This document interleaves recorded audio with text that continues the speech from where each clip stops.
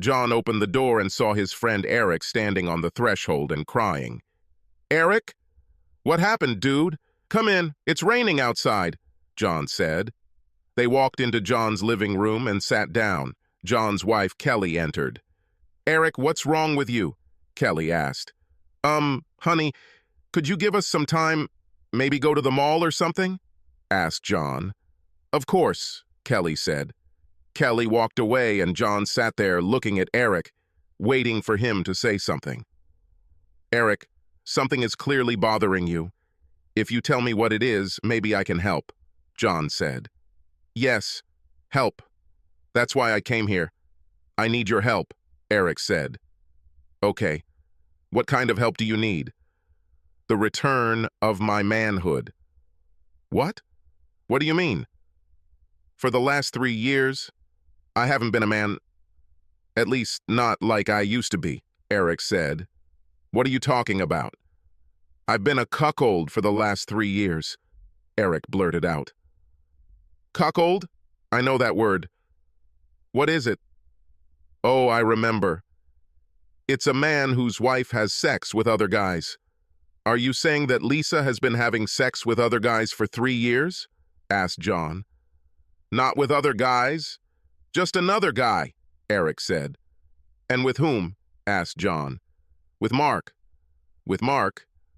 Mark has been having sex with your wife for 3 years?" John asked in disbelief. "Yes. Why didn't you stop it?" At first I was delighted with it. The first time it was what I wanted. I wanted to see Lisa with another guy. I only wanted it once, but Lisa invited him to come over as often as possible to have sex with her. And he looked at me and laughed. He said he understood why she wanted him to come. I couldn't do or say anything. "So Mark has been coming to your house to have sex with Lisa for 3 years now?" asked John. "Not always. Sometimes she goes to his house. Sometimes they go away for the weekend. Right now they're gone for the weekend," Eric said. "Why do you allow them to continue doing this?" asked John. "I'm not strong enough to stop them. I tried. Mark punched me, tied me up, and told me never to do something like that again, otherwise I'll regret it." Lisa just laughed in my face. "John, I haven't been with my wife for 3 years. I can't even sleep in the same bed with her. When Mark comes, he stays with her. When not, she stays there alone. I'm 3. I've been sleeping in the guest room for years," Eric said. "Damn it, Eric. You're the one who really screwed up.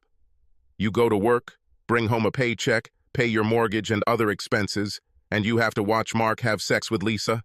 It's terrible," John said. "They don't let me look anymore. They only let me look at them on my birthday and our anniversary. They don't let me look at the rest of the time," Eric said. Moreover, Lisa became pregnant with Mark.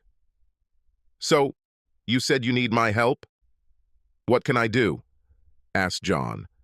"I want you to help me with my divorce, and I want you to stop them from hurting me, and I want her to not be able to talk me out of it. I'm afraid I'll give in, John. I don't want to give up. I have to stay away from her. I need you to help me with this," Eric said. Eric began to cry. "Okay, Eric. I'll help you. Let's go to my office right now and start filing the divorce papers. You guys entered into a prenuptial agreement, is that correct?" asked John. "Yes." "Okay.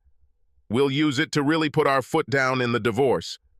They filled out the paperwork. Then John called his friend Steve, who was in town visiting his parents. "Hi," Steve responded. "Steve, this is John. I'm asking you for one of those favors that you owe me," John said. "Of course, dude." "What's the matter?" Steve asked. "My friend Eric needs to leave town and disappear for a while. You're leaving town soon. I want you to take him with you and let him stay with you for a while," John said. "Okay, no problem. Just bring him to my parents when he's ready," Steve said. John drove Eric out of town. When Mark and Lisa returned to Eric and Lisa's house on Sunday evening, John was waiting on the porch. "John, what are you doing here?" asked Lisa. She was nervous because she was holding Mark's hand, and their relationship had been a secret until that moment. "I'm waiting for you," John said. "Me? Why aren't you inside with Eric?" asked Lisa. Eric isn't there. In fact, I am waiting for you on his behalf. What? What are you talking about? John stood up, walked over to Lisa and Mark, and handed Lisa a folder with divorce papers. Consider me officially presenting them to you, John said, and walked past them to his car. Lisa opened the folder and looked at the papers inside. Divorce? Is this some kind of joke? Eric is not divorcing me, Lisa said. Obviously she's getting a divorce. He said something about you cheating on him for 3 years. That can't be true, can it? Asked John. Mark and Lisa looked shocked. John knew why. Oh, by the way, call my office if you and your attorney want to contest the divorce or any of the proposed property division options, John said. John opened the door of his car. John, damn it. Don't go. Tell me where he is.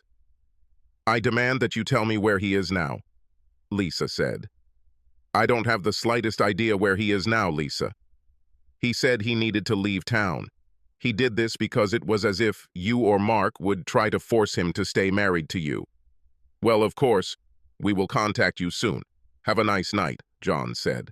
John chuckled as he drove away, but knew there was still a long way to go. By 1 p.m. on Monday, Lisa and her lawyer, George Williams, were sitting in John's office.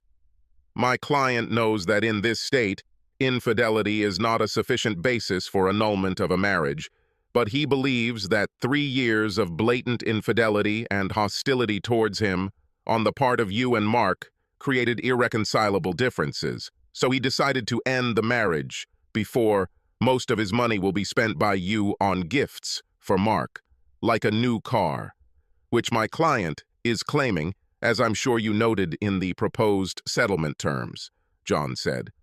This is all a misunderstanding. All I need is 5 minutes with Eric and this whole situation will be resolved, Lisa said. Yes. When he came to see me on Saturday, he seemed to agree with you on this. He was sure that if he saw you, he would agree to your demand not to try to get a divorce. He said that he was leaving town so that you could not see him and demanded this from him.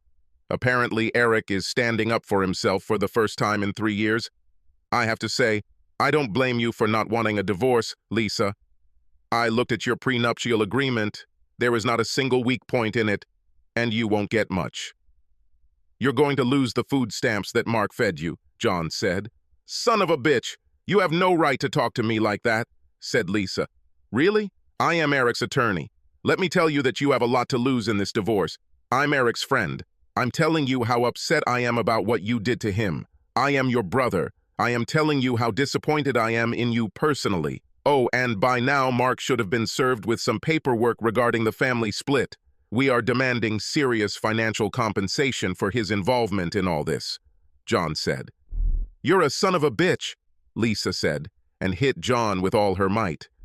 George, I suggest you restrain your client. If she does this again, I'll have to call the police to report the attack, John said. Lisa, let's get out of here. We obviously won't achieve anything here, said George. George and Lisa left. At noon, Kelly walked into John's office and immediately hit him with all her might. I've been hit twice today. I could understand the first time, but I have no idea why you're hitting me, John said. How could you side with Eric against your own sister? I know Eric is your friend, but how could you do this to Lisa? Kelly exclaimed. Well, when I found out what Lisa had been doing with Eric for the last 3 years, I stopped caring that she was my sister, John said. What? What are you talking about? What do you think Lisa did with Eric for 3 years? Kelly asked. Mark, John said. Mark? What do you mean by Mark? Kelly asked. Lisa has been having sex with Mark for 3 years. Moreover, she made sure that Eric knew everything about it. They made him look at them when they were together. He hasn't had sex with her in 3 years. He hasn't even been able to sleep in his own bed for 3 years. Lisa spent Eric's money on Mark, including buying Mark a new car. And they both treated Eric like crap. Eric came to me and told me what was going on and asked me to help him get out. So I'm helping him, John said. Kelly was speechless. She had no idea Lisa was doing any of these things. No one knew. They kept it a secret for all 3 years. Why should Eric endure so long? Kelly asked. Because he is an easy-to-suggest type, because he turned out to be weak and could not resist Lisa and Mark, especially since Mark is much stronger physically. And now he began to resist. Now he is trying to regain his manhood and get rid of his cheating wife, John said. Lisa tried to block the divorce and sought a court order to force Eric to meet her face-to-face. John went to the hearing for a private meeting. Eric wasn't there. Your Honor, if only I could see my husband, we could work this out and get on with our lives, Lisa said. When my client and his wife got married, she insisted on a very strictly worded prenuptial agreement. At the time, she had a high-paying job and my client was in an entry-level position. He signed the agreement because he thought they were together forever. Now, the document she used to protect herself at the beginning of their marriage has become her nightmare at the end of the marriage. The document clearly states that no alimony or spousal support will be paid. It clearly states that all financial assets will be divided based on the percentage of their total income that each of them contributes. 2 years after their wedding, my client was promoted to an executive position and now contributes over 75% of their total income. So even 2 years before his promotion is counted, he will still receive over 70% of their total financial assets. The document also clearly states that the property is the property of the person who owned it before the marriage. My client's wife owned 2 small houses before her marriage in an area of town where property values had plummeted. My client owned the house in which they lived. These properties improved and the area around him increased in property values. So his property value more than tripled. So you see, Your Honor, my client's wife could lose access to a lot of money if the divorce goes through. The money shown in the bank records I brought into evidence shows that she had already tried to move 2 months ago, but my client shrewdly froze his assets until the divorce was finalized. Your Honor, my client has proposed a settlement consistent with the terms of the prenuptial agreement. My client's wife and her lawyer challenged the proposed settlement as well as the validity of the prenuptial agreement, but she had insisted on the contract in the first place, and she had worded it very carefully to make it as strong as possible. She wanted it to be undeniable if they ever got divorced, and she succeeded. Unfortunately, it didn't work out for her, and now she's bitten herself in the ass, John said. I am leaving to consider the circumstances of the case and make a decision. We will meet here again at 2 o'clock, said the judge. John and Eric's friends were careful to keep Lisa away from Eric during the break. At 2 o'clock, everyone was waiting for the judge to return to the courtroom. Having considered all the facts in this case, I made a decision. I approve the petition for divorce. It's clear that Eric wants to leave and Lisa wants to keep her food stamp, the judge said. No, you can't do that. I don't agree with this. I do not agree. You can't force me to get a divorce if I don't want to, Lisa said. Actually, I can, by law. This marriage is dissolved. I declare the meeting closed, the judge said. John turned to Eric. Congratulations. You are a single man, John said. He extended his hand, but Eric hugged him instead. Thank you, John. I can never repay you for this. You gave me much more than freedom. You gave me back my manhood, Eric said. I'm glad I could help. Now Mom and Dad's holiday will be a bit of a stretch for me, but it's a small price to pay. Hey, I wanted to ask you, how do you like your new car? Asked John. I like her. If she hadn't bought Mark the Challenger, I would have bought it for myself.